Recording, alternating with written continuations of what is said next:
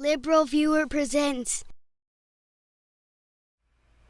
So, welcome to the September 27th edition of LiberalViewer Monday Media Mixup. Thanks for joining me.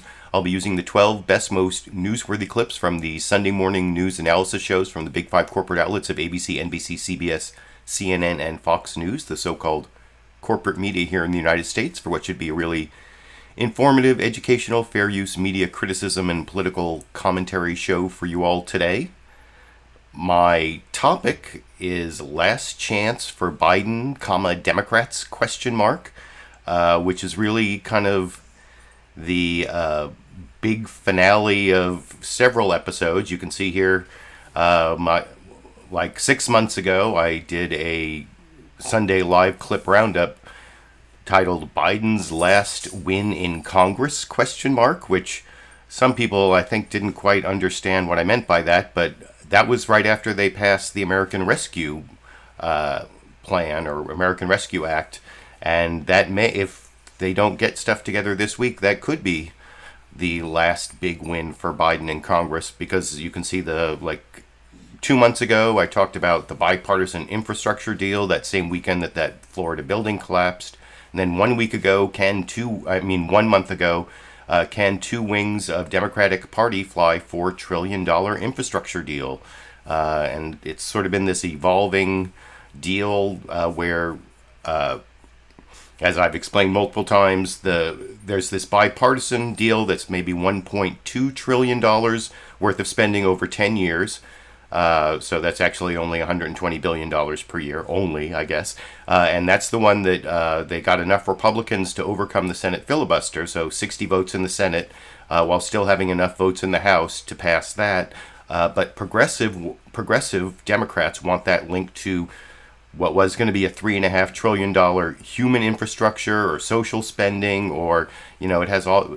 You'll hear in great detail what's in that bill, especially when I get to the leader of the Progressive Caucus in Congress, Pramila Jayapal. That's one of the clips I'll be showing you, and I'll also be showing you Nancy Pelosi talking about her strategy of getting it passed.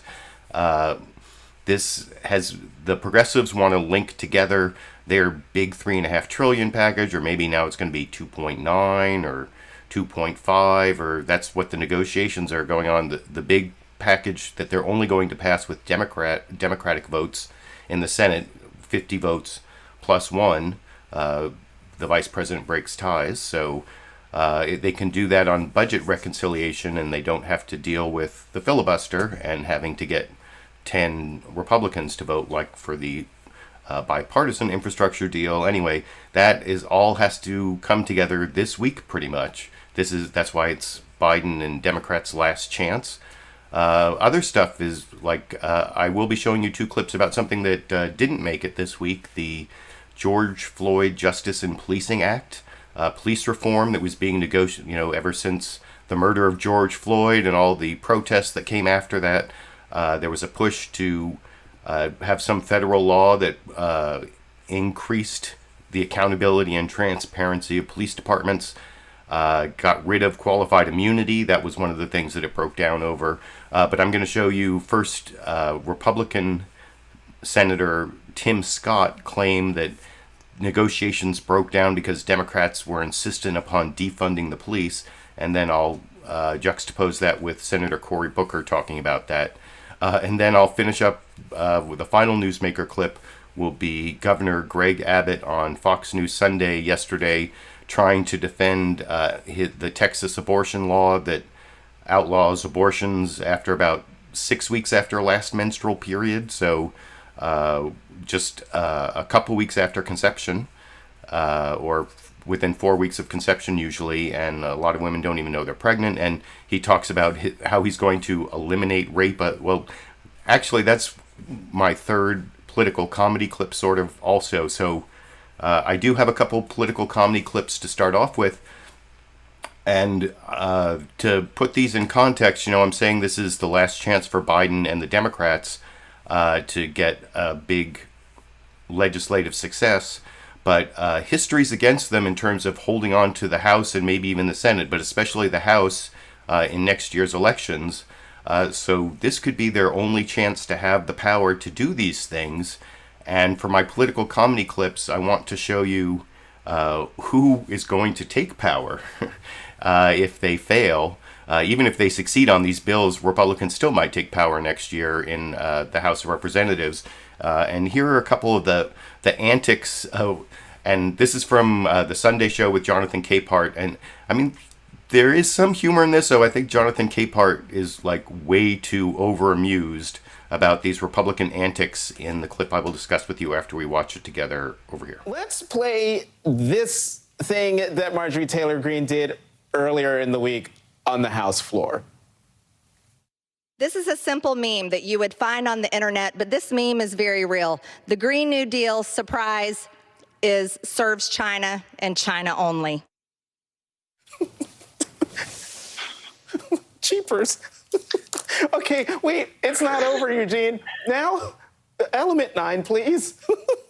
Sorry. This is from Congressman Lauren Boebert.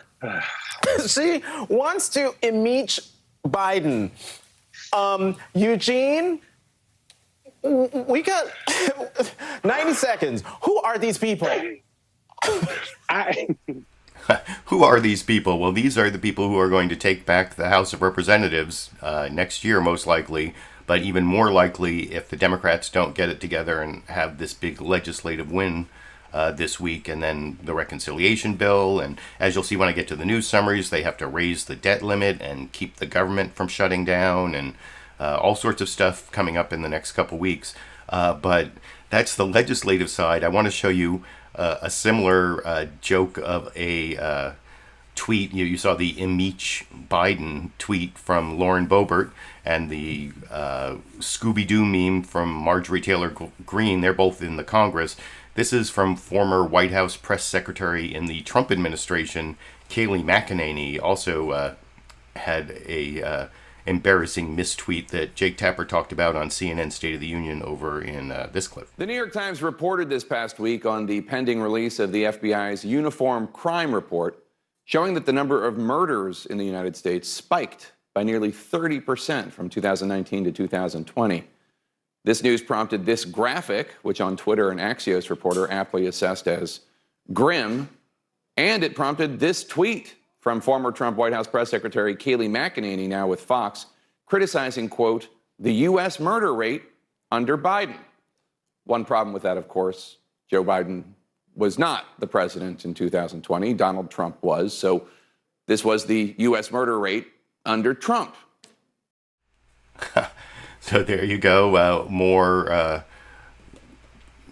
mistaken mistake that, I don't know, is that worse than impeach Biden? Is criticizing Biden for the murder rate in 2020 worse than impeach Biden? I don't know. You can let me know what you think. I mean, I'm not sure if there wasn't really any sort of misinformation in that Scooby-Doo meme. I mean, it's kind of ridiculous that the Green New Deal is surprise, surprise, communist China or whatever that meme was supposed to mean, but there was nothing about like, and the Green New Deal would have gotten away with it if it weren't for you meddling kids or whatever. But speaking of meddling with kids, I guess the other thing, I mentioned this before I showed the two clips, the other thing I thought of using for my political comedy clip was just this Fox News chyron. You know, the chyron's the lower third text when Chris Wallace, and this is a screenshot taken from a clip. The final clip I'm going to show you.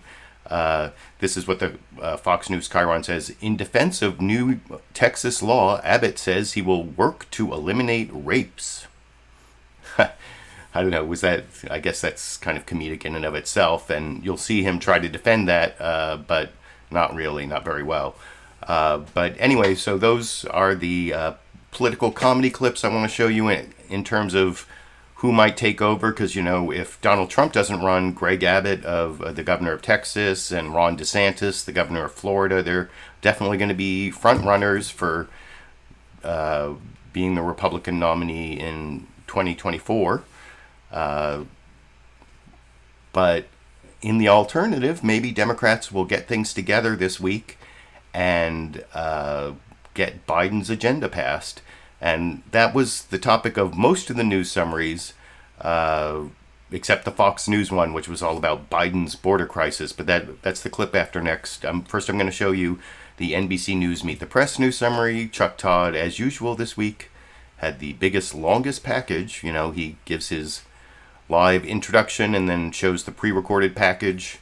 And this week he's talking about the big challenges that Biden's agenda will face, and also a string of setbacks that the Biden administration has had. So, I mean, you can't call this a fluff piece on the Biden administration. It's, you know, real journalism, I guess, as I'll talk about with you a little more after we watch the NBC News Meet the Press news summary from yesterday together over here. Good Sunday morning. When Democrats won control of the White House, held the House, and narrowly grabbed the Senate in that Georgia upset, they embraced some very large goals that carried some very large risks. President Biden proposed a vast and ambitious progressive agenda, despite those narrow majorities in Congress. Much of it packed into two bills, an infrastructure bill and a $3.5 trillion domestic spending bill. But even as the president faces a series of challenges that have hurt his own poll numbers, Democrats are fighting amongst themselves. Progressives and moderates are arguing over the size and scope of the $3.5 trillion spending bill, with each side threatening to sink it without compromises from the other. John Podesta, who worked for Presidents Clinton and Obama, warned Democrats if they failed to reach agreement, quote, "It would signal a complete and utter failure of our democratic duty and a reckless abdication of our responsibility." In other words, for Democrats, on this one, failure is not an option. At stake, simply the agenda of the president, of their party, who desperately needs a win. But Democrats have little margin for error in the House and no margin for error in the Senate, and no clear path yet for making good on the president's promises. This is a process, and it's going to be up and down. That's why I don't look at the polls. President Biden, who ran on bringing competency back to Washington, is facing a string of setbacks: a chaotic withdrawal from Afghanistan, a migrant crisis at the border, the ongoing COVID pandemic, and now a brewing fight on Capitol Hill between progressive and moderate Democrats over his domestic agenda. The president's job approval rating is now underwater in most polls. Remember, I said it's going to take me a year to deliver everything I'm looking at here. On the border, the camp in Del Rio, Texas, that was once packed with 15,000 migrants, mostly Haitians, is now gone. There are no longer any migrants in the camp. On Thursday, the U.S. Special Envoy to Haiti resigned in protest over the administration's inhumane, counterproductive decision to deport thousands of Haitian migrants back to Haiti. And Democrats expressed horror over the images of agents on horseback chasing migrants and swinging leather reins. The nation has witnessed over the last 48 hours some of the most horrific things that we've seen. This is abhorrent. It is outrageous. I'm pissed. Of course, I take responsibility. I'm president. To see people treated like they did,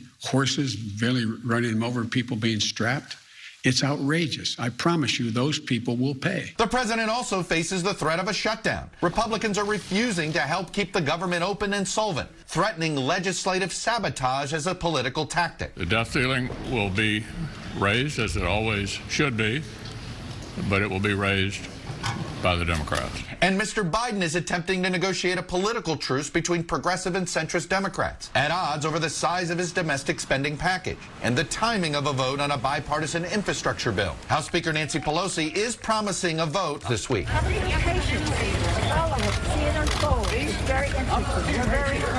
But progressives are threatening to withhold their support until they have reassurances on the size of the proposed $3.5 trillion domestic spending package. The reality is the bill coming up and not having the votes is not something that the speaker will be willing to do, and we don't have the votes for it. It's still a shame, truly is a shame, that they're using that as a hostage towards this. Former Obama White House Chief of Staff John Podesta is calling on progressives to pare back their ambitions, writing, "The political reality is clear. We will not secure the full $3.5 trillion investment." And Podesta is warning centrists, "You are either getting both bills or neither, and the prospect of neither is unconscionable." It's politically catastrophic if we don't move forward with these bills at this time.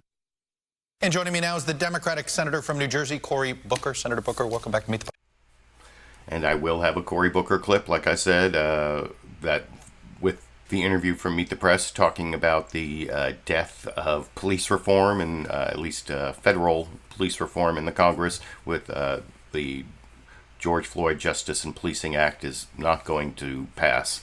But like I said, I thought that was the longest, best news summary, gave the most context. I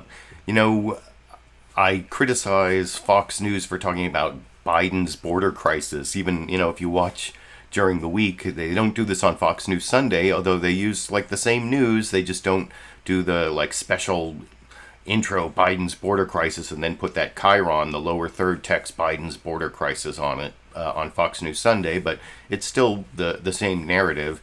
And I don't know whether it's Biden's or not, first of all.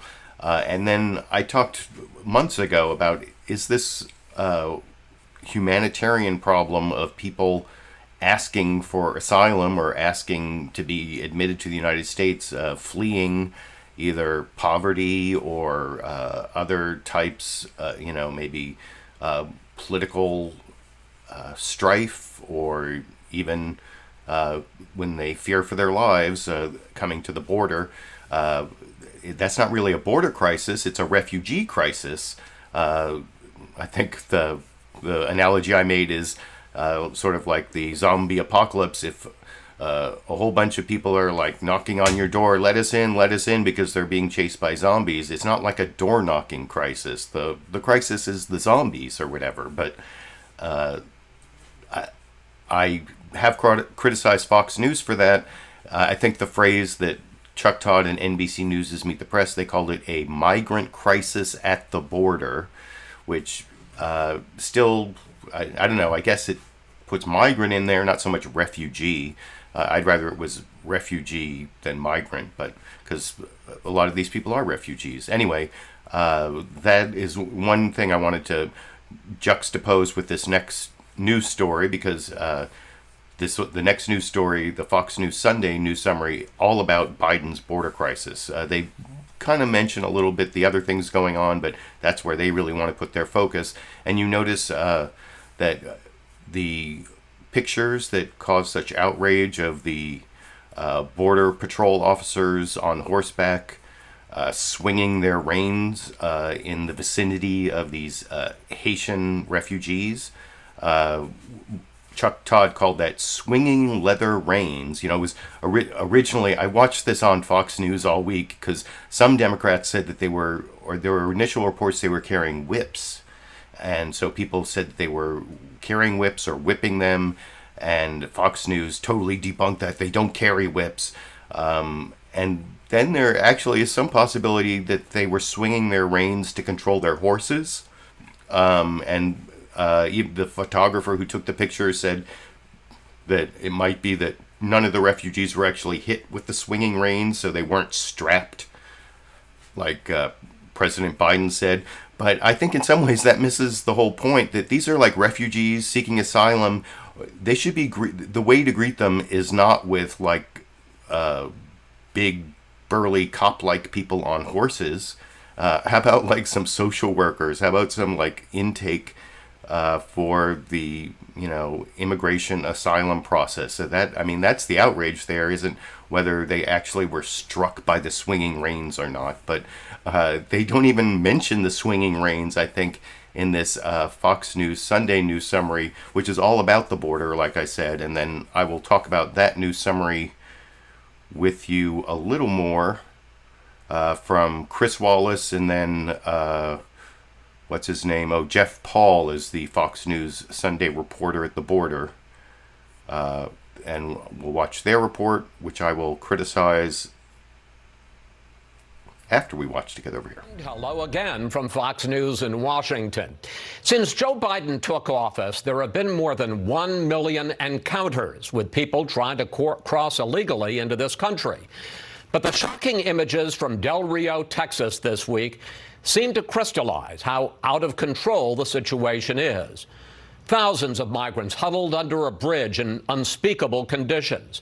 Border Patrol officers on horseback setting off a firestorm of outrage. At least 10,000 migrants were deported back to Haiti or returned to Mexico. But thousands more are still in this country, waiting for their cases to be heard by an immigration judge. All of it raising new questions about President Biden's immigration policy. In a moment, we'll talk with the Secretary of Homeland Security, Alejandro Mayorkas, and we'll get reaction from the Republican governor of Texas, Greg Abbott. But first, let's bring in Jeff Paul in Del Rio on the border with Mexico. Jeff. Yeah, Chris, the international bridge here in Del Rio, Texas, is finally being reopened after that surge of migrants forced its closure. The camp of mostly Haitian nationals has been cleared out, but the steady stream of migration has shown no signs of slowing down. No matter the day, the time, or the weather, they do not stop coming. This family unit from Venezuela is crossing into Del Rio, Texas. They're one of the untold numbers who attempt to enter the U.S. every single day. The image is a stark contrast to the recent surge of thousands who streamed across the Rio Grande just 1 week ago. I can tell you that the humanitarian efforts have been, it's just something that I've never seen on this scale before. But those efforts have drawn criticism after images surfaced this week showing Border Patrol horse patrols clashing with migrants. We know that those images painfully conjured up the worst elements of our nation's ongoing battle against systemic racism. The Biden administration has suspended the use of horse patrols in the Del Rio sector, and an investigation is underway. After this latest round, there could be yet another migrant caravan heading north. Sources here on the ground in Texas tell us they're tracking a group of 20,000 people who just crossed the southern border of Mexico, and they're heading north and could land anywhere here along the U.S.-Mexico border within the next month. Chris? Jeff Paul reporting from our southern border. Jeff, thank you. And joining us. And actually, the Secretary of Homeland Security, Mayorkas, was on multiple programs, but I don't have any clips of him because I'm not really covering that story. Like I said, I'm going to cover the last chance for Biden and Democrats to put together this bipartisan infrastructure deal with the reconciliation bill. And then I'm also going to talk about the death of the George Floyd Justice and Policing Act. And then I will have Greg Abbott at the end, like I said, talking about the Texas abortion law and his plan to eliminate all rapes from Texas.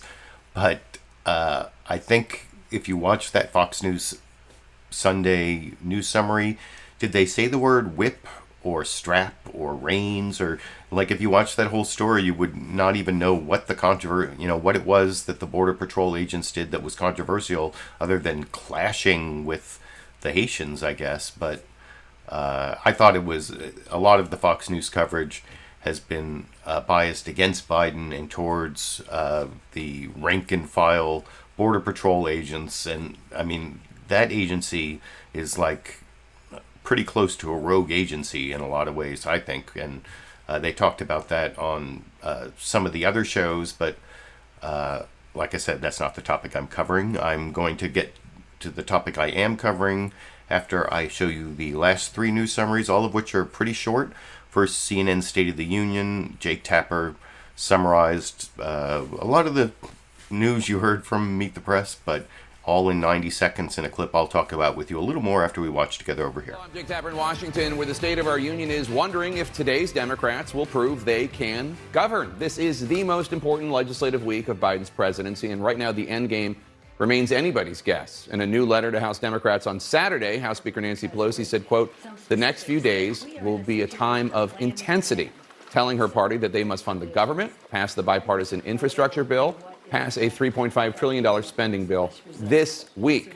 Tomorrow is the day House Speaker Nancy Pelosi had promised moderates the House would vote on the bipartisan infrastructure bill that cleared the Senate last month, but House progressives insist they will vote no on infrastructure if there isn't first a vote on the $3.5 trillion reconciliation package. That's a bill that has not been finalized and about which there remains broad disagreement on what should be in the final version. Moderates say Speaker Pelosi needs to keep her promise and bring the infrastructure bill for a vote regardless. To quote President Biden, it's a, quote, stalemate. And with both sides of the Democratic Party digging in, Democratic leaders must figure out how to please everyone. They can only afford to lose 3 votes in the House and 0 votes in the Senate. In the middle of all this, the government will shut down Thursday if Congress does not also pass a funding agreement. Hanging in the balance is essentially the entirety of President Biden's legislative agenda, as well as the political prospects for Democrats heading into a midterm election year that could be tough already. So how's it going to play out? We have the House Democratic leaders from both sides of their party's internal debate with us right now. And let's begin with the chair of the House Progressive Caucus, Congresswoman Pramila Jayapal. And I will have extended Pramila Jayapal clip coming up. That'll be right after the extended Nancy Pelosi clip. I'm not going to show you any of the conservatives. I've showed you multiple Joe Manchin clips in the past. So I think and that's probably like the most right that, Joe Manchin and of West Virginia, Democratic senator from West Virginia, and Kyrsten Sinema, the Democratic senator from Arizona, are probably the two hardest to convince senators to go along with the big $3.5 trillion, or maybe now it's going to be $2.9 trillion or $2.5 trillion over 10 years, of course. So we're talking about $250 billion to $350 billion a year over 10 years to do all this human infrastructure. But you've heard those arguments from Joe Manchin multiple times, like especially when I was putting him up against AOC in 1 month ago and 2 months ago. What's happening now is what this week it has to pass the House. They have to get all the progressives and the moderates from the Democrats together, as you just heard Jake Tapper talking about. And I won't show you the moderate side of that argument with that Democratic congressman that Jake Tapper was talking about, but I will show you the leader of the progressives, Pramila Jayapal, after I show you Nancy Pelosi. But first, a very brief news summary from CBS News' Face the Nation on COVID. CBS is upholding its reputation as the COVID broadcasting system because they were the earliest, most focused on the pandemic before anyone else really thought it was a story. And I give them kudos for that. But this week, that's where Margaret Brennan started her news summary. They did cover the other news as well, but and I will have a clip of Tim Scott talking about the death of police reform from Face the Nation later. But here's Margaret Brennan starting the show talking about how vaccine boosters were approved this week, but for like an amorphous group of people smaller than Biden originally promised over here. Good morning and welcome to Face the Nation. Messy and confusing is how the Wall Street Journal's editorial board characterized the Biden administration's booster vaccine plan late last week. But they praised CDC Director Rochelle Walensky for the right outcome. This is a reference to her decision to include frontline workers with a high risk of exposure among those who are now eligible to receive Pfizer booster shots, along with adults with underlying conditions and those who are 65 and over. We go now to the CDC Director, Dr. Rochelle Walensky. She's in Newton, Massachusetts. Good morning to you. And I'm not really covering that topic either because I covered it last week somewhat, and my conclusion last week I think still stands that the limited approval of boosters that's the only people who have been approved for getting boosters yet. I think as more data comes in, there'll be more support for boosters for more people, and that's what I talked about last week. And so that's on that topic that I'm not covering this week. You can go watch last week's episode if you want, but I want to quickly get to the final news summary. This is the shortest. ABC's This Week with George Stephanopoulos. Before he starts his interview with Nancy Pelosi, he briefly introduces the challenges facing Biden's agenda this week that you heard from Jake Tapper and Chuck Todd earlier over in this clip. Good morning and welcome to This Week, a week that may be make or break for President Biden's ambitious agenda. More than $1 trillion for infrastructure investments, another $3 trillion plus to address climate change, child care, education, and more. All this as a government shutdown looms on Friday, plus the prospect of America defaulting for the first time in history if Congress does not soon authorize government borrowing to pay past debts. At the center of it all, House Speaker Nancy Pelosi, who joins us this week from the Capitol. Good morning, Madam Speaker. Good morning, George. Thank you. Okay, and so there you've seen all 5 of the news summaries juxtapose. CBS focused on COVID. and Fox News focused on Biden's border crisis, and that's the Fox News narrative that I already criticized previously. And then the other three were all focused on my main topic, the last chance for Biden and the Democrats to get some real legislative victories in. The one thing I didn't talk about is voting rights, and I don't know if that means that they're going to come back to it later and maybe do a carve-out on the filibuster to get it passed, or maybe they're just, if you watched Last Week Tonight from John Oliver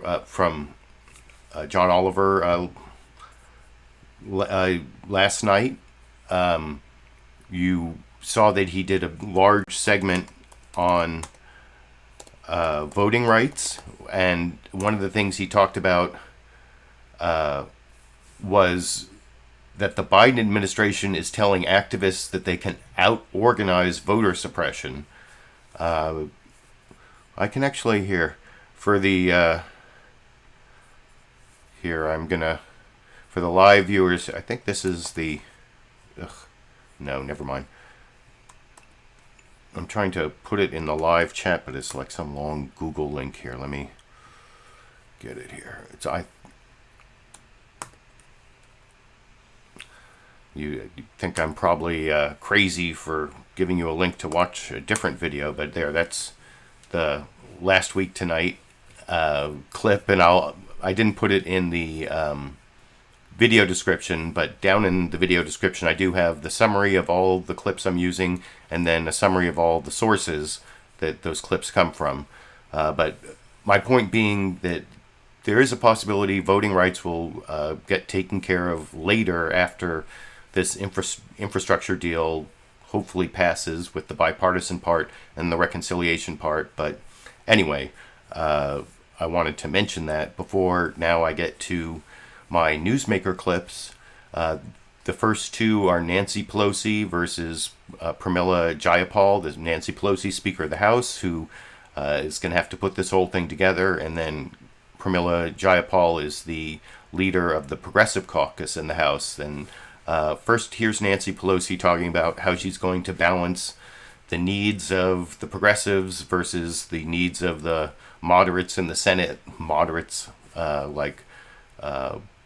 I guess they're the Republican Democrats, especially Joe Manchin. He's like the only Democrat who can win in West Virginia. But anyway, here is Nancy Pelosi talking about balancing all those interests and getting this deal passed. And, you saw in some of the news coverage that it was supposed to be voted on today, but it will be considered today. And now it's looking more like Thursday from the news that's happened since this interview. But anyway, I'll talk about all of that a little more after we watch Nancy Pelosi discussing with George Stephanopoulos how she's going to balance all those interests over in this clip. So make progress, not necessarily pass. You said you have support of 95% of Democrats. The problem is you need 98 or 99% to pass the bills. And I know you said the infrastructure bill is going to pass, but the leader of the Progressive Caucus in the House, Pramila Jayapal, is balking. She said on Friday that voting on this bill tomorrow is an arbitrary date, adding that more than 50 members will vote no if you first don't have agreement on the broader social investment bill. So are you confident these progressive members are going to vote yes, even though she says no? Well, let me just say we're going to pass the bill this week. I promised that we would bring the bill to the floor. That was according to the language that those who wanted this to be brought to the floor tomorrow wrote into the rule. We will bring the bill to the floor tomorrow for consideration. But I'm never bringing a bill to the floor that doesn't have the votes. And I think any time you put an arbitrary date, well, remember when the Republicans said they were going to overturn the Affordable Care Act on the anniversary of the Affordable Care Act? I knew right then and then they were doomed. You cannot choose the date. You have to go when you have the votes in a reasonable time, and we will. And I do believe that we will do. First of all, let me just say it's an eventful week. First of all, we have to make sure, just chronologically, we have to make sure we keep government open, and we will. Second of all, we have to honor the vision of President Biden, and we thank him for his leadership and his courage putting forth such a bold package. In order to move forward, we have to build consensus. It's not winners, losers. It's bring people together, and that's what we always do in the Democratic Party. And what President has put forth will create many, many more good-paying jobs, especially in terms of addressing the climate crisis, which has not been fully addressed in the infrastructure bill. It will lower costs for families by lowering the cost of prescription drugs for seniors and healthcare costs across the board. It will give one of the largest tax cuts for the middle class with the Biden child tax credit, and it will be paid for by making everyone pay their fair share. Lower cost, tax cuts, paid for, more jobs for the American people. The question is, can you get everybody to agree to that? If I heard you correctly, you're saying the vote will not necessarily be tomorrow on the infrastructure bill. You're going to put it up when you have the votes to pass it. It may be tomorrow. It may be tomorrow, but right. But let me just say, in order to get the votes to pass it, it sounds like you're going to need agreement on the broader social investment bill. Absolutely. Back. You're right. You're absolutely and so that right. is going to happen this week as well? Well, we're let me just say, we're prepared. We're ready. Yesterday, the Budget Committee passed out the Build Back Better legislation at the full $3.5 trillion. That was the number that was sent to us by the Senate and by the President. Obviously, with negotiations, there'll have to be some changes in that. The sooner, the better, so that we can build our consensus to go forward. And we will do that. The American people need that to happen, and that's the overwhelming for the people agenda. The holdouts in the Senate, of course, everyone knows Joe Manchin, Kyrsten Sinema, at least those two. Joe Manchin says $3.5 trillion is way too much, and it doesn't necessarily have to pass this year. Kyrsten Sinema says she's not going to support any increases in income taxes or corporate taxes. Have you made progress on those issues? It doesn't sound like it. Well, Chuck Schumer and I and Secretary Yellen the other day came forward in a press event and said that we had reached a framework of agreement. And people said, well, what are the specific? Well, we'll see what we need. We'll see how the number comes down and what we need in that regard. But we have agreed on an array of pay-fors in the legislation. This will be paid for. So when some say, oh, well, what about inflation? It will be paid for. And that's the beauty of it, by having those in our economy and society who have not paid their fair share, paying their fair share. So again, the Senate and the House, those who are not in full agreement with the president's rate, let's see what our value, let's not talk about numbers and dollars, let's talk about values. And the values are about, I'm sorry? Is the solution to paying for it a carbon tax? There's an array of issues. And if you want to see the answer to that, you can click on the link down under sources in my video description to watch all of ABC's This Week with George Stephanopoulos, where you can see the entire Nancy Pelosi interview there. Like I said, I thought you did a good job of laying out how, I mean, not so much laying out, but more like obfuscating or dancing around the problems.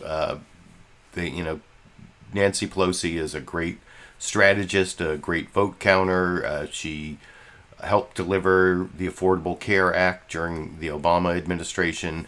Like she said in that clip, she's not going to put the bill on the floor till she already knows she has the votes. That's the way that Congress works these days.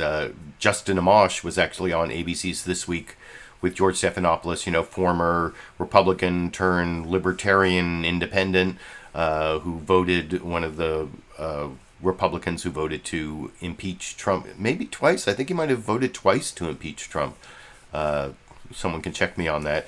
But he was saying that that's a bad way for legislation to go through Congress, where like a few leaders in a back room put it all together and then they whip all their, and this is not the kind of whipping that the Border Patrol did on Haitians allegedly with the reins of their horses. No, whipping just means going around and making sure all your members are going to vote the party line, and that type of way of legislating doesn't allow all the rank and file members to suggest amendments and work with across the aisle and come up with compromises.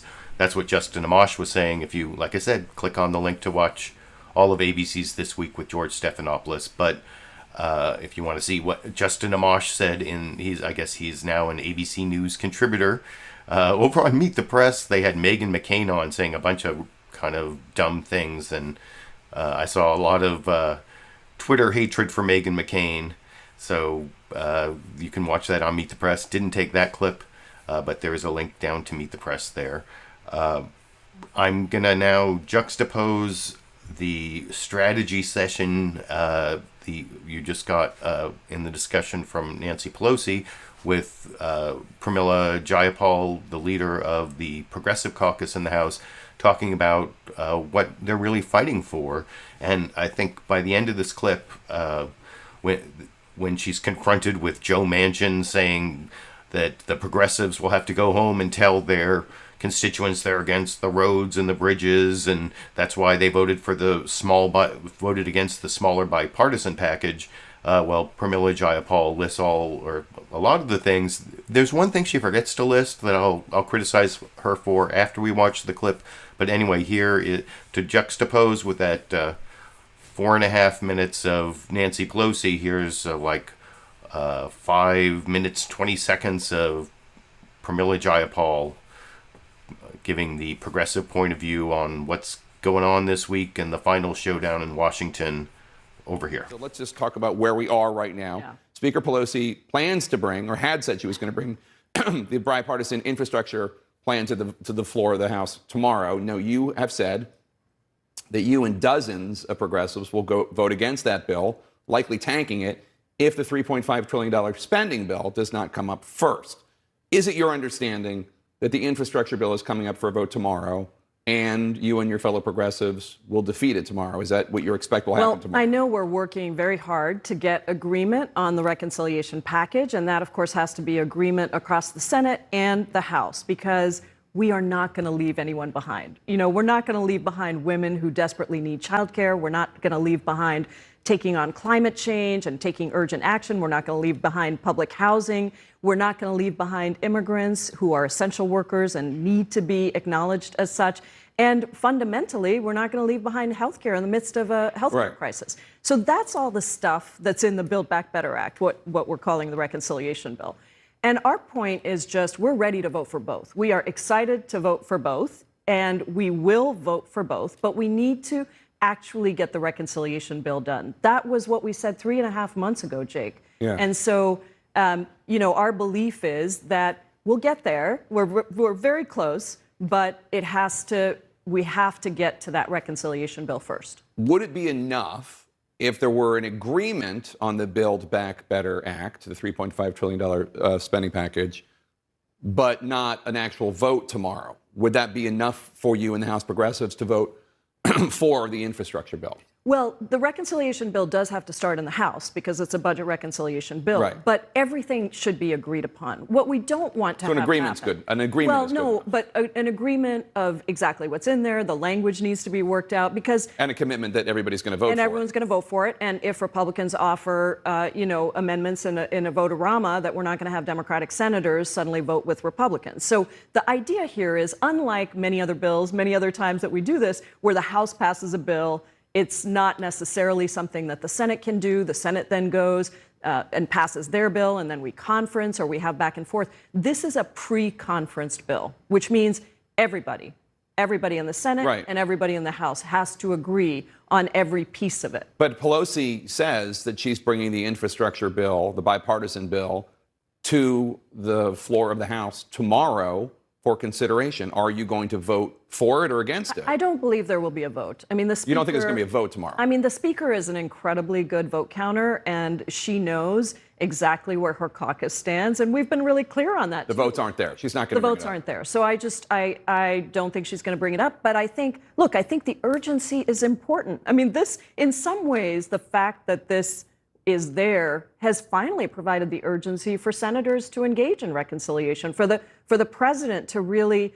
weigh in. And, ultimately, we're delivering on the president's agenda. I mean, the Build Back Better agenda is not some crazy agenda that just a few people support. It's actually the vast majority of the Democratic caucus. And there's a few people in the House and a couple in the Senate who aren't quite there yet. But even moderates in frontline districts all support this Build Back Better agenda. But just to clarify, you don't think there's going to be a vote tomorrow, but either way, you're looking for an agreement on the reconciliation, not necessarily a vote first when it comes to infrastructure. Well, it's just the logistics of it, right? Yeah. Everything has to be done. There has to be kind of an ironclad. Are you guys close to that at all, an agreement? Well, I think we're finally talking, which is which is important because that hasn't been happening for the last couple of months. Pelosi says it's going to happen this week. Is that realistic? I mean, we want to have it happen as soon as possible. So everybody, I know I worked every single minute of every single day for the last several weeks, for the last several days, trying to talk to people and get this done. That's our hope, is to try to get it done. But we need the Senate to engage with us if that's going to happen. Well, let's listen to what West Virginia Democratic Senator Joe Manchin said on this show 2 weeks ago about the threat by progressives to tank the bipartisan infrastructure bill. And if they can go home and tell people that, hey, I don't care about the roads and bridges, you don't need it. I don't care about internet service, you don't need that. I don't care about fixing water and sewer lines. If they play politics with the needs of America, I can tell you, America will recoil. What do you say to that?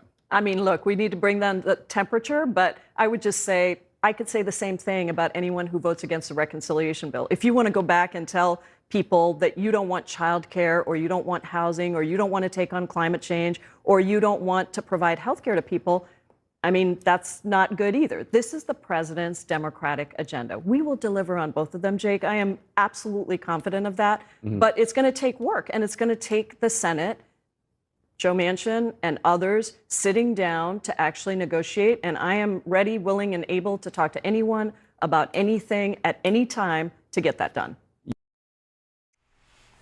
And that interview also continues, and like I said, if you go down to the video description, first under media mentioned, I put summaries of all the clips I'm using, and also those still images I used. But then after that, under sources, I put the source of all my clips, and you can click on CNN State of the Union, watch the rest of Jake Tapper's interview with Pramila Jayapal, the leader of the Progressive Caucus.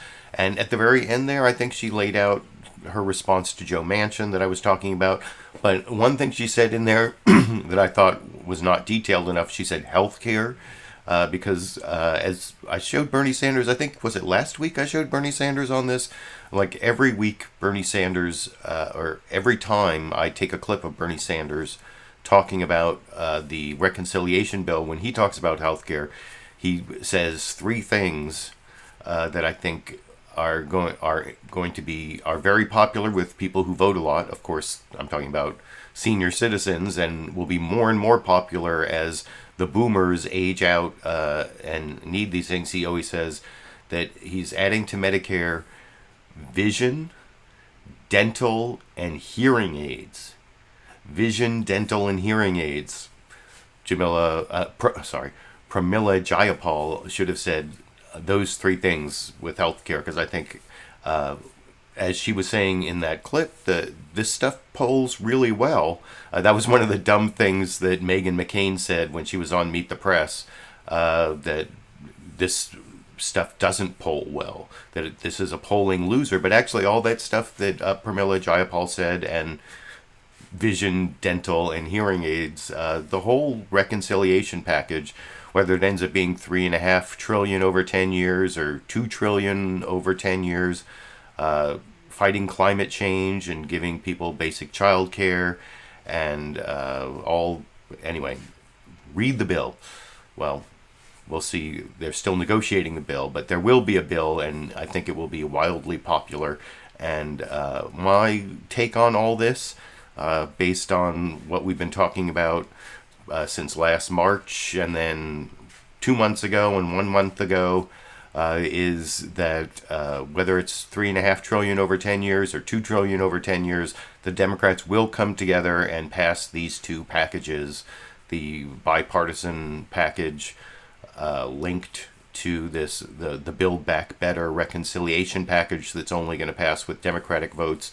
Joe Manchin will get something in there, stuff taken out of there that his oil lobbyist backers don't like, and I don't know what Kyrsten Sinema is holding out for, but it's whatever it is. It's probably not great. But so as the legislative process often ends up, it will be weakened, but it will still be something that the Democrats can take to the electorate, because that's what they need. They need these successes to take to the electorate in November 2022 and try to fight off the tide of history where incumbent presidents lose seats in the House traditionally, almost every time in these off-year elections, and there aren't many seats to lose. So that's what I was talking about earlier in this live stream, about how this could be the only moment of power that the Democrats have before they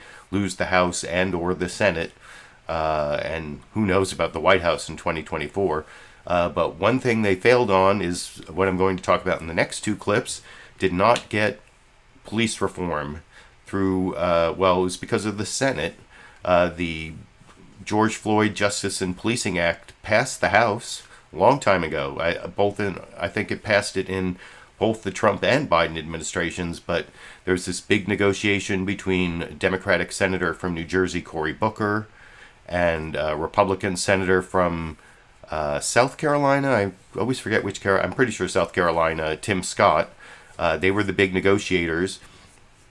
And it broke down this week. Democrats said there wasn't going to be a deal. It broke down on qualified immunity, which I talked about a long time ago as my main topic one week, because qualified immunity lets cops get away with violating people's rights as long as there isn't like a specific court case on those exact facts saying you can't violate people's rights like this.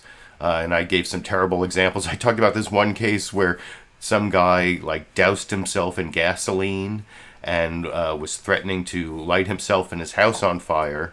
And then the police came in and a police officer tased him, even though someone else yelled, "Don't tase him, you'll light him on fire," which they lit him on fire. He died and it burned the house down. So, but they were protected by qualified immunity because there was no specific court case saying it violates, it's an unreasonable seizure, unreasonable way to try to arrest someone under the Fourth Amendment, because you have to have reasonable searches and seizures. There was no specific court case saying don't tase someone who's doused themselves in gasoline. That was the Fifth Circuit. But anyway, I'm going off on a tangent, but I just wanted to give that context, although you'll see that Margaret Brennan here in her interview with Senator Tim Scott does give a little bit of context in terms of, even though she's giving Tim Scott a lot of time to say something that's not true about how the negotiations broke down because of defund the police, she at least starts off with the Biden administration statement as to why they said things broke down.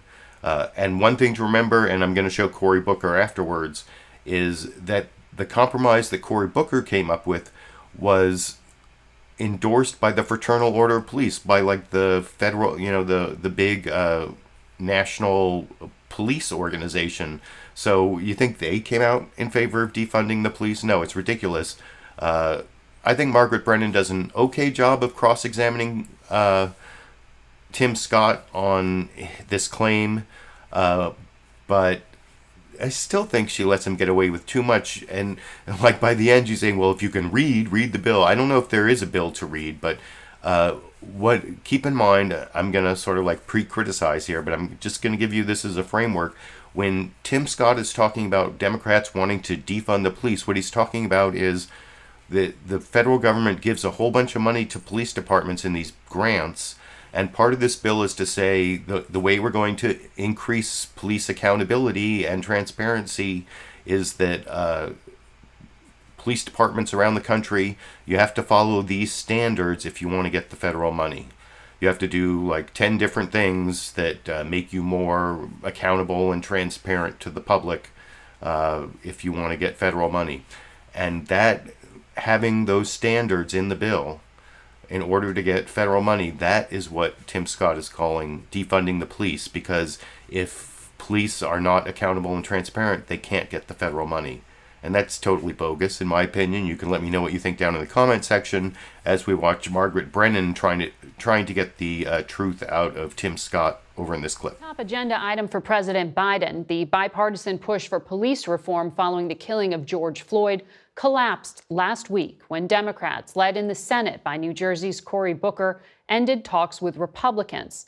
President Biden laid the blame on Republicans, saying they rejected enacting modest reforms, which even the previous president had supported.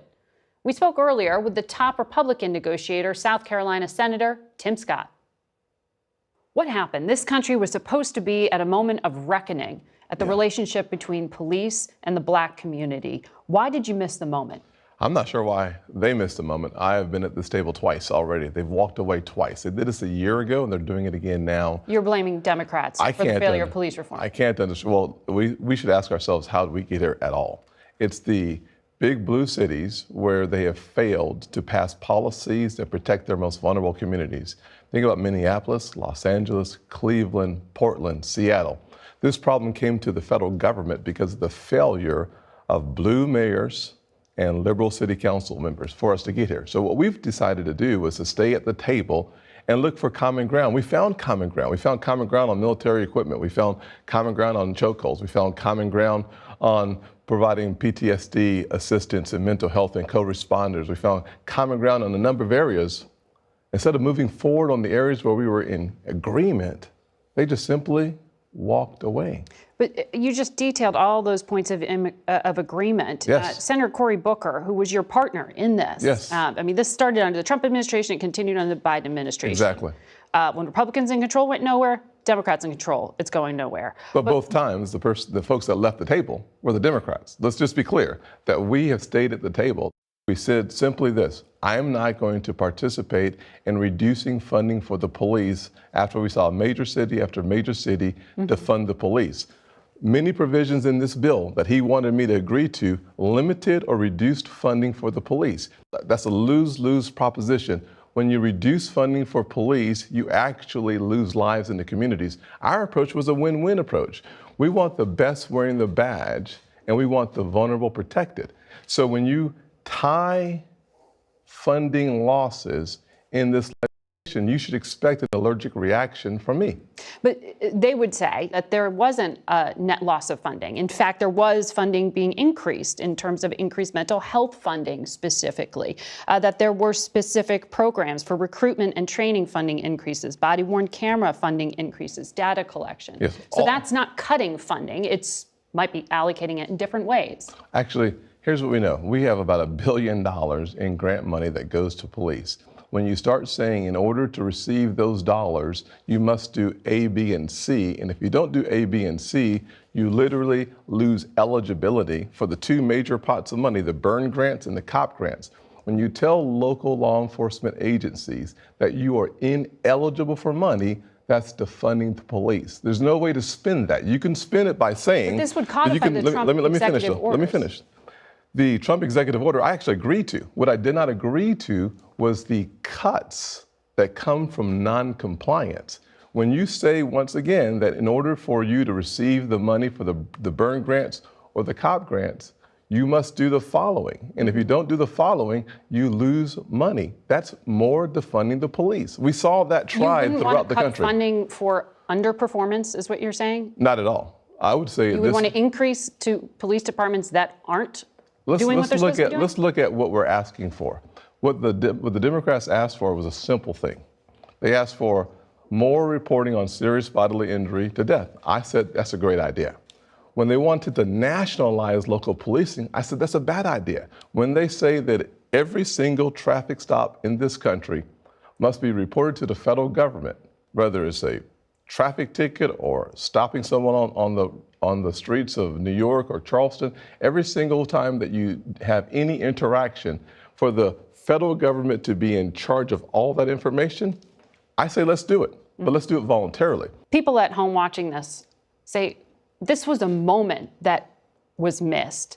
This just looks like it's playing politics again. I do think they're playing politics. You're right. But what about Republicans here? Because I know We're you're at the saying you're table. at the table. No, you're at the table, but when you're coming back to defunding the police, which was a very effective political line. No, it's actually parts of their legislation. Now, Margaret, if we're going to be fair to the American people to get the whole story, let me just finish you my have to allow question. me to have a conversation about the issue that I've been working on for the last 2 years. So I'm going to give you the answer to the defunding the police. But isn't this just Republicans not wanting to look like they are being soft on crime ahead of the 2020 Of course races? not. That's the answer to the question. No. Was that part of your calculation at all? Not at all. Why would I be at a table? I'm the person who has lived in the communities that we're talking about. I'm the person who has experienced the challenges that we are trying to solve. I'm the person who understands and appreciates this issue intimately. If you want to keep our communities safe, you have to properly fund the police. The issue that for you sunk all of this had to do with funding related to data collection about traffic stops at the national level? Absolutely. You asked me for specificity. I gave you an example.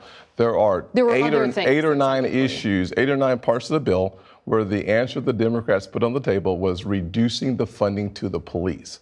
When you have one issue, we can work that out. When you have 8 different areas of the legislation that reduces funding, that's a different conversation. Now you're talking about defunding the police. You may not like that as a statement, but it's actually what you can read in the language of the bill. Senator Booker has said on MSNBC. Well, all you have to do is actually read increases. the areas of the bill that actually reduce the funding. Okay. That's available. So obviously that's a big point of disagreement between the two of you and the interpretation. Only if you can't read. Are you saying Senator Booker can't read? I'm only saying that if you read the legislation, it's pretty simple. This is not something that I'm making up and we can debate our facts. We can actually say in several different areas of the bill, it reduces funding. I want to also ask you about immigration.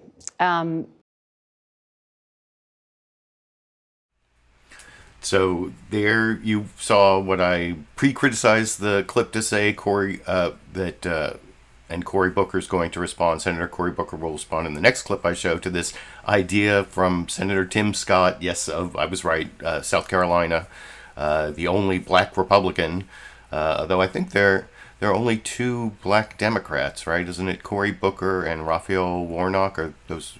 Is there someone I'm forgetting? You can let me know down in the comment section. So it's not such an achievement that the Democrats have 2 black Republican senators and Republicans only have 1, but he's the one black Republican senator, and so they sent him to use his bona fides, his racial cred, I guess, and he's talked about how he's been the subject of racial profiling by police, stopped many times around the Capitol by police, even though he had his members pin on, and so he does have some credibility on it, but he has no credibility there saying that making police meet standards of, like I was saying, accountability and transparency in order to get federal money is defunding the police. And the one specific example he came up with was requiring them to report all traffic stops. Well, here I'm going to put in the live chat a link to what you find out if you require police to report that data. Here's something we found out in Sacramento. This is a Capitol Public Radio report on something, a study of Sacramento police just came out in July, the end of July. It says that between 2014 and 2019, police were 4.5 times more likely to commit acts of force against black people because they kept those statistics. That's transparency. Black residents accounted for 38% of police traffic stops, despite comprising approximately 13% of the city's population.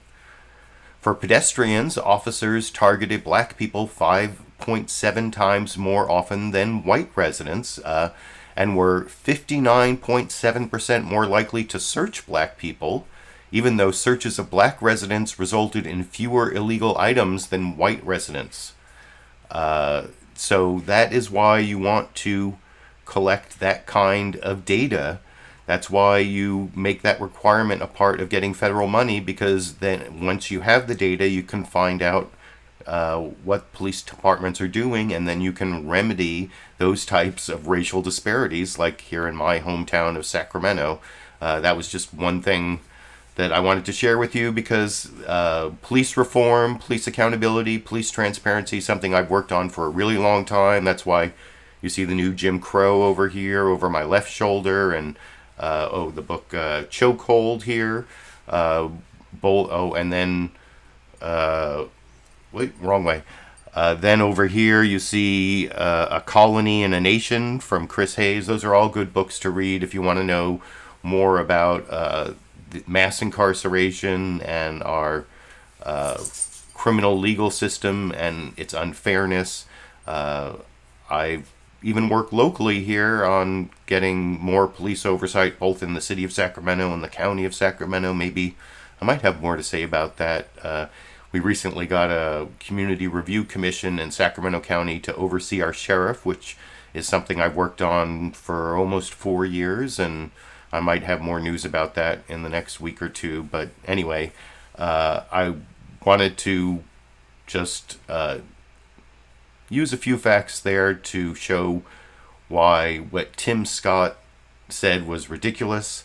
I thought Margaret Brennan did an okay job, like I said, cross-examining him. But there was one part where she said, so you're saying you want to give more money to underperforming police, to like the police who aren't doing what we want?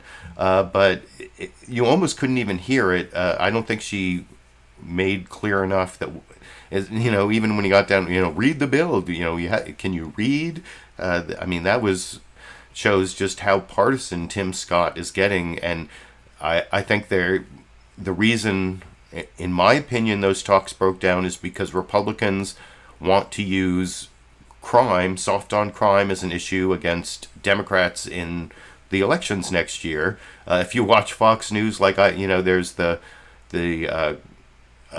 crime crisis that they keep reporting on every day, and police under siege, and defund the police. You can't really go a day watching Fox News without hearing someone talk about that. And I think Tim Scott is just getting the Republican rhetoric, turning down actual police reform, in that, like I said before I showed the clip, the Fraternal Order of Police endorsed Cory Booker's compromise. And anyway, here's Cory Booker talking for about 2 minutes over, hold on, where am I? I've lost my place.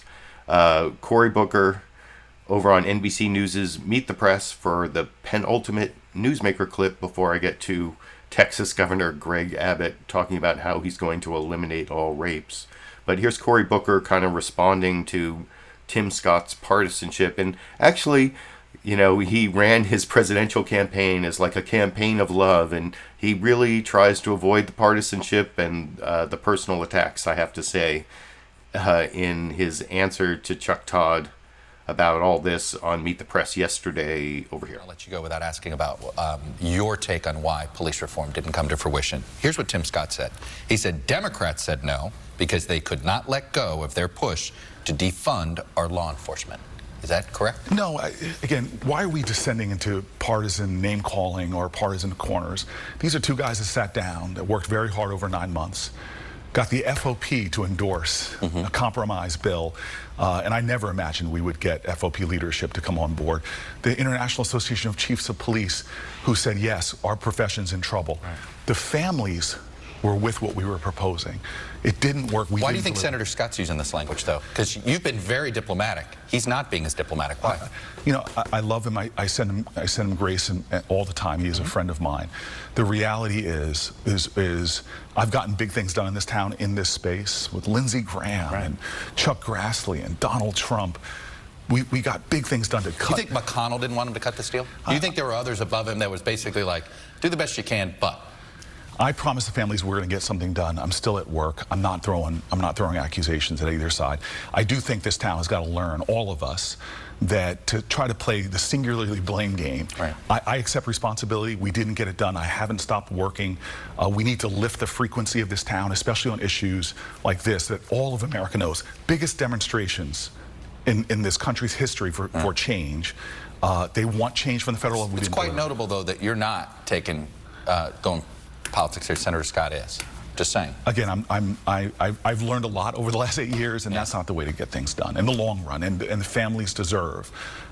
We're going to still see videotapes of unarmed African Americans being killed. We've had tragedies in this country we've all witnessed. We've got to start getting things done. And the wonderful thing about it is police leaders understand it as well. We've got to get back to the table eventually and get big things done. Senator Cory Booker, it's good to see you. Thanks for coming in. Appreciate it. Thank you very much. So wasn't he nice there, given what you just saw Tim Scott dishonestly do in the previous clip? And Chuck Todd, to his credit, in sort of a soft way, I think elicited the information supporting the argument I made before the clip that Republicans withdrew because now they're going to try to take partisan advantage. I mean, he didn't make it as explicit as he might have, that they're like trying to drum up the so-called crime wave, the spike in crime.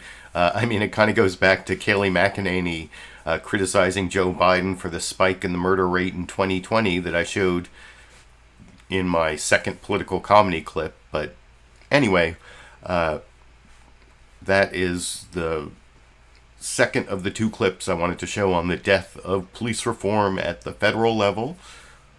I do have one more newsmaker clip before I get to my bonus Dash and Sandy or Dandy clip for the fans of my dog Sandy and my cat Dash out there. I already saw I got a super chat contribution from Lulu Girl, looking forward to the Dash and Sandy clip. Oh, and also a super chat contribution from Tom Trask. Did I say? Here, I think I got a screenshot. Here you go.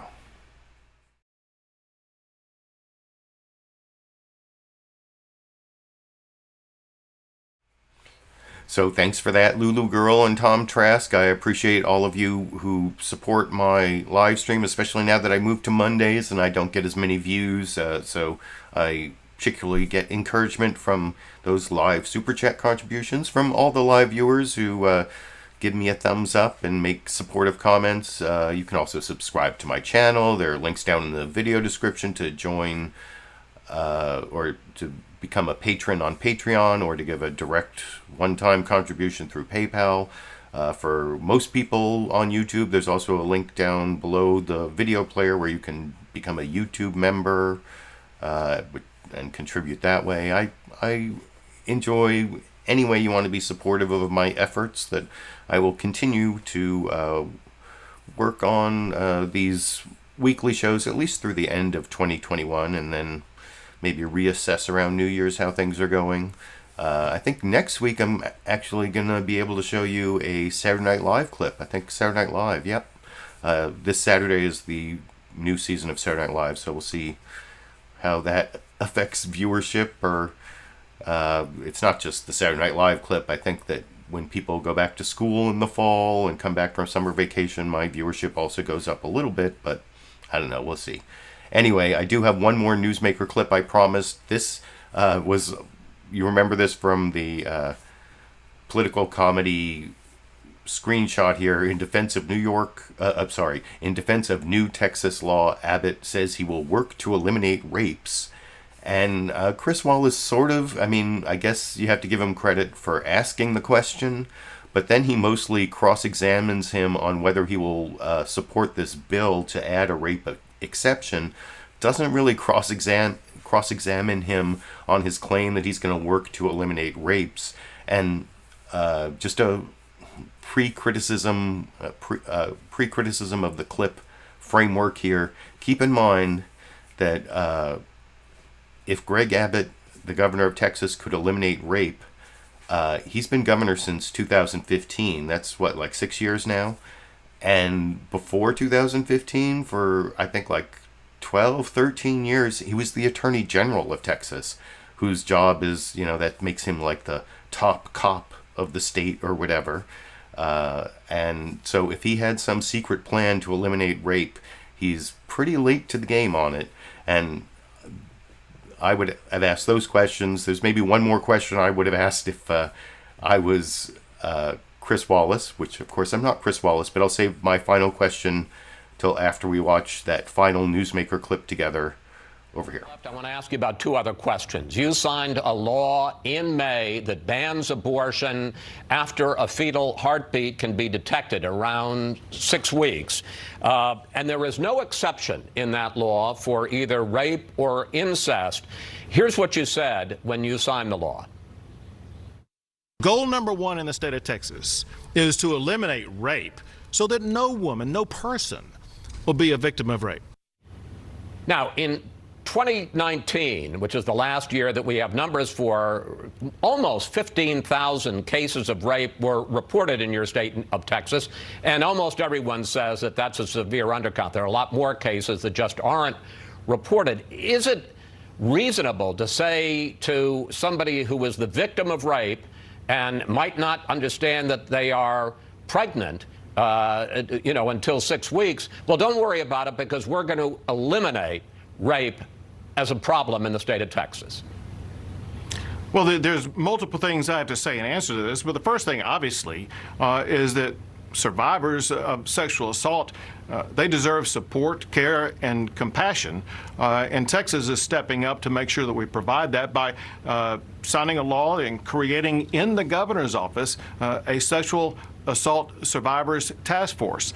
But separately from that, Chris, I got to point out about the ways that I have fought to to arrest and apprehend and try to eliminate rape. I sought the death penalty. But Governor, excuse me, because we are running out of time. There were more than 15,000 rapes in 2019 when you were governor.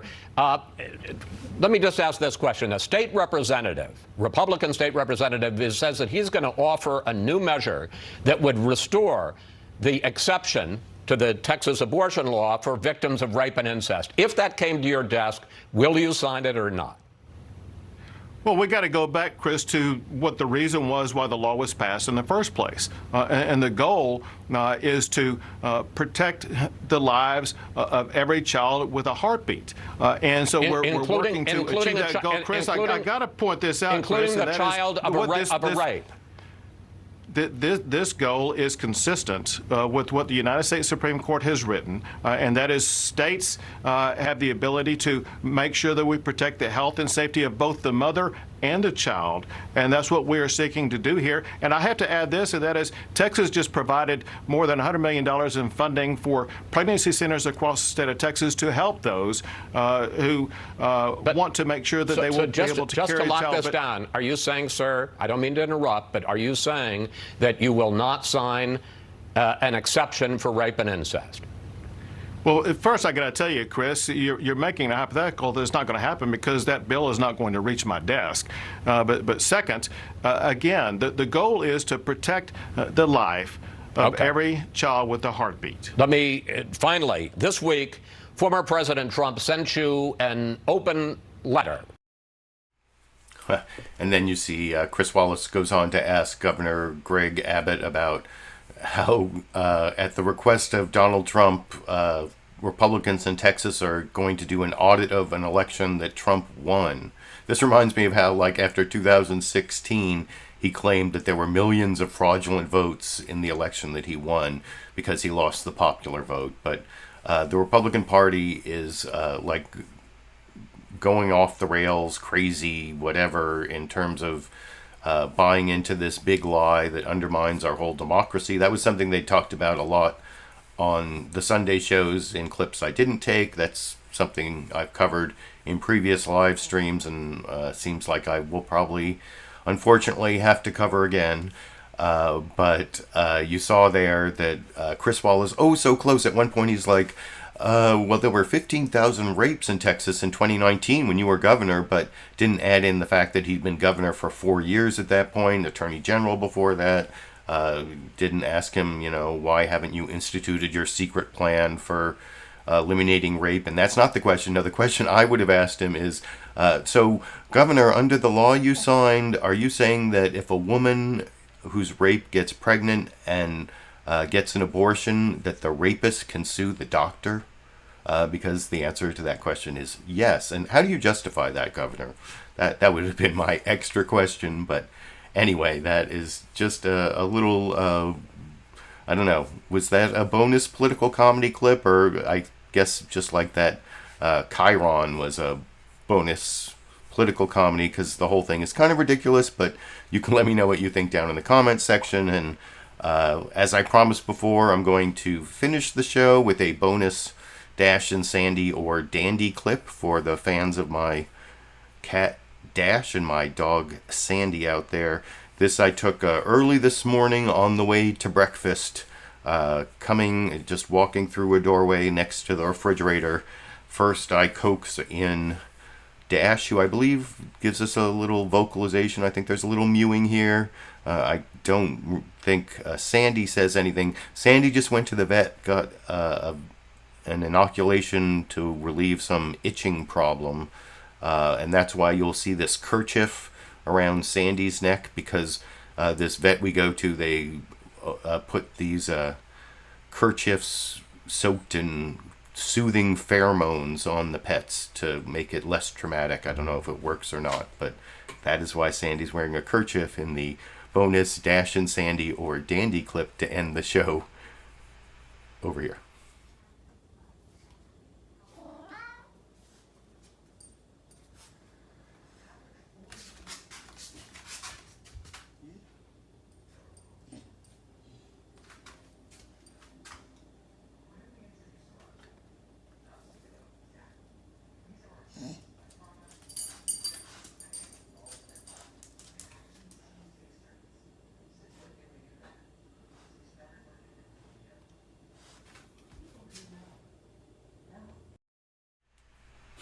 I guess there was a little Sandy grunt in there, just a little Sandy does a lot of moaning and whining. That's